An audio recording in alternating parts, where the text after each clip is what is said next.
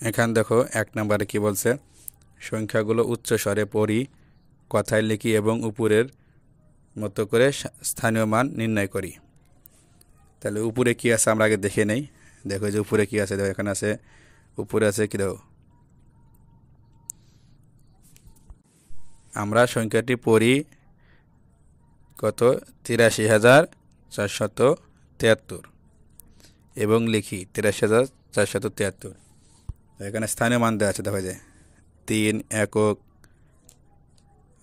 ৭ দশক, ৭০, ৪ শতক কত ৪০০, ৩,০০০ সমান কত ৩,০০০, ১০ অযুত সমান কত ৮ অযুত সমান কত দেখো ৮০,০০০।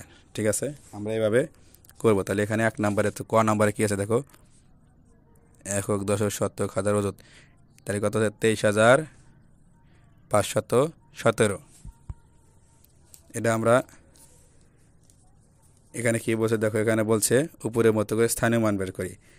তাহলে আমরা আগে লিখে লই ২৩,৫১৭। এবার স্থানীয় মান লিখি।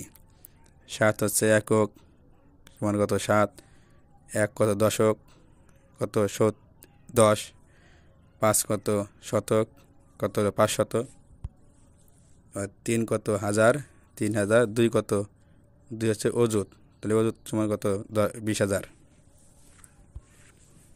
এরপরে দেখো খ নাম্বারে কি বলছে, ৫১,৩৪৭।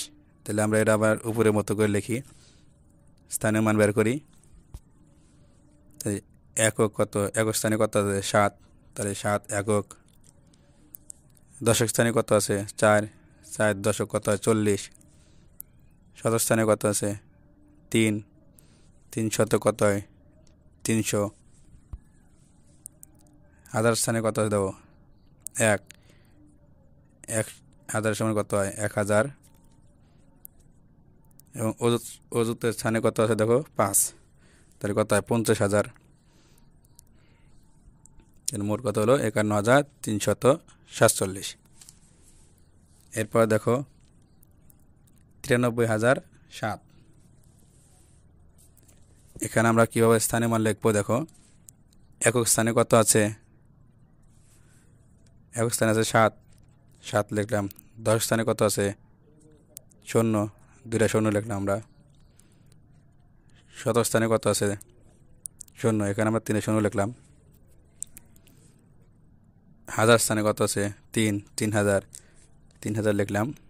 এবার দেখো অযুত স্থানে ৯ আছে, তাহলে ৯৩,০০৭। তাহলে আমরা এইভাবে লিখব।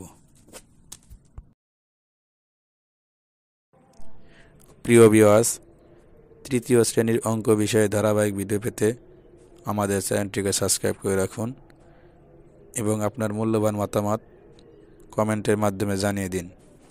ধন্যবাদ।